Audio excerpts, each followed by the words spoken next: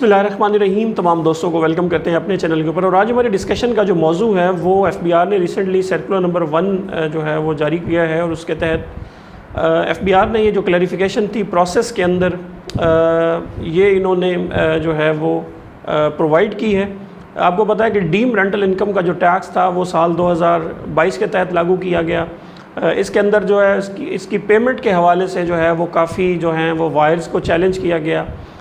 یہ کیسز جو ہیں وہ ہائی کورٹ سے ہوتے ہوئے اس وقت سپریم کورٹ کے پاس ہیں، اور سپریم کورٹ نے بھی اس کے اوپر ابھی تک جو ہے وہ تفصیلی فیصلہ جو ہے وہ ان کیسز کے اوپر جو ہے وہ نہیں دیا. لیکن اس کے باوجود ایف بی آر جو ہے وہ اجلت میں کافی سارے جو ٹیکسز ہیں اس کے اوپر جو ہے وہ نہ صرف لاگو کرتی جا رہی ہے بلکہ اس کے پروسیس کو مزید ایلیبوریٹو کرتے ہوئے یہ کلیکشن جو ہے انہوں نے اس کا سلسلہ بھی تیز کر دیا ہے. ابھی جیسا کہ فائنانس ایکٹ 2023 کے اندر انہوں نے ایک نئی ترمیم لے کے آئے، اس کے تحت انہوں نے یہ کہا ہے کہ جب تک یہ جو ڈیم رینٹل انکم کا جو ٹیکس ہے یہ جب تک پراپرلی جو ہے وہ پے نہیں ہوگا تب تک وہ والی پراپرٹی جو ہے وہ ٹرانسفر نہیں ہو سکتی. اب ایک طرح سے انہوں نے پراپرٹی ٹرانسفرنگ اتھارٹی اور اس کے علاوہ ٹرانسفر جو ہے اس کے اوپر یہ ذمہ داری عائد کر دی ہے کہ وہ جب تک یہ جو ٹیکس ہے اس کو پے نہیں کرے گا تب تک یہ جو پراپرٹی ہے اس کی وہ ٹرانسفر نہیں ہوگی. اکارڈنگ ٹو دا 236 جو سیکشن ہے انکم ٹیکس آرڈیننس کا، اس کے اندر انہوں نے ایک نیا سب سیکشن بھی جو ہے وہ انسرٹ کر دیا ہے. اب اس کے بعد سے ہوا یہ ہے کہ 1 جولائی سے آنورڈ جو لوگ بھی پراپرٹیاں ٹرانسفر کر رہے تھے انہیں اچھے خاصے مسائل کا شکار تھا. لیکن ایف بی آر نے اگین جیسا کہ اس کی عادت ہے کہ ایف بی آر ایک لا لے کے آتا ہے لیکن فوراً سے اس کا جو ہوم ورک ہے وہ کمپلیٹ نہیں ہوتا، جس سے کیا ہوتا ہے کہ ٹیکس پیئر جو فوراً پراپرٹیز ٹرانسفر کرنے کے لیے گئے 1 جولائی کے بعد انہوں نے اس وقت یہ کہا تھا کہ وہ پرسکرائبڈ جو ہے وہ سرٹیفکیٹ دیں گے، وہ بھی انہوں نے آ کے 21 تاریخ کو ایشو کیا، اور اس کے بعد جو ہے وہ جو پریپریشن تھی اس کی وہ کمپلیٹ نہیں تھی. فیلڈ فارمیشن جو ہے وہ اس نئے قانون کے تحت بھی اس طرح سے اپڈیٹڈ نظر نہیں آئیں. لیکن پھر یہ ہوا کہ 21 کو انہوں نے یہ اپنا لانچ کیا،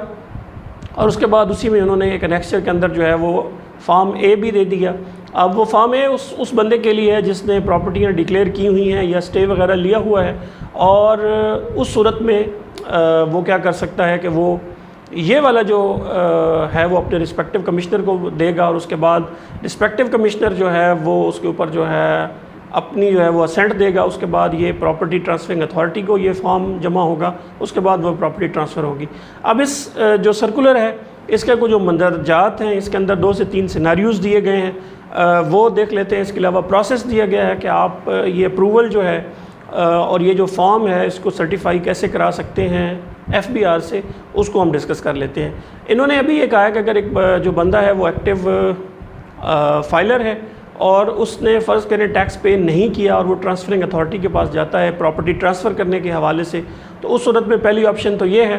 کہ e.fbr کے اوپر اگر آپ فائنل اور فکس کی ٹیب کے اندر جائیں گے تو وہاں پہ آپ نیچے سکرول کریں گے تو نیچے سکرول کرتے ہوئے آپ کو وہاں پہ 7E کا جو چالان ہے وہ نظر آ جائے گا. تو ٹرانسفرنگ اتھارٹی جو ہے وہ اس ٹیکس پیئر کے نام پہ ایک چالان کریٹ کرے گی 1% آف دا پراپرٹی جو بھی اس کی فیئر مارکیٹ ویلیو ہے اس کا،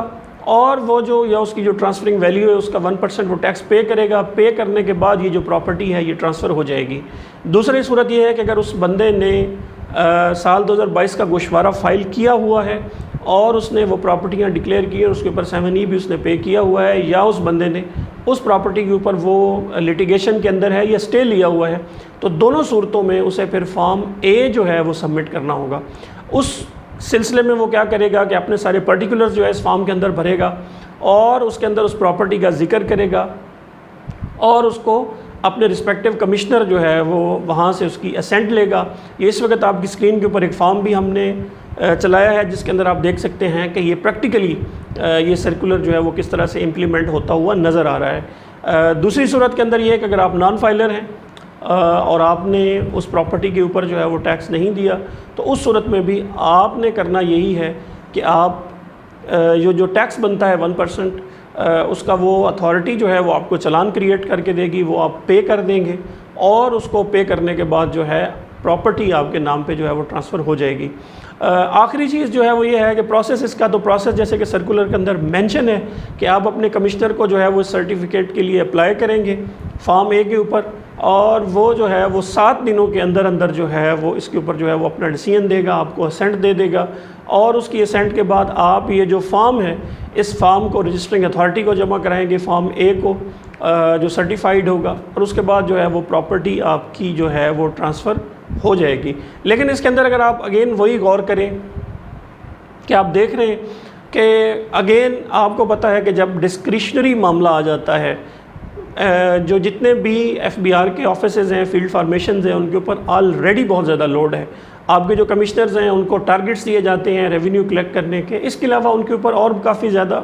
آپریشنل ذمہ داریاں ہیں۔ ان آپریشنل ذمہ داریوں میں اس طرح کا نان ریونیو قسم کا جو کام ہے اور جو اپروولز ہیں اس کو اس سسٹم کے اندر ڈالنا، اور آپ کو بھی پتہ ہے جب بھی ڈسکریشنری پاورز آ جاتی ہیں ایک سسٹم کے اندر تو اس وقت نہ صرف اپروول کا یہ جو پروسیس ہے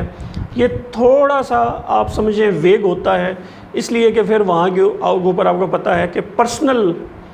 جو معاملات ہیں وہ انوالو ہوتے ہیں، اور جب پرسنل معاملات انوالو ہوتے ہیں تو وہ لوگ جو آر ٹی اوز کو ڈیل کرتے ہیں وہ بہتر سمجھ سکتے ہیں کہ میں کیا کہنا چاہ رہا ہوں۔ سو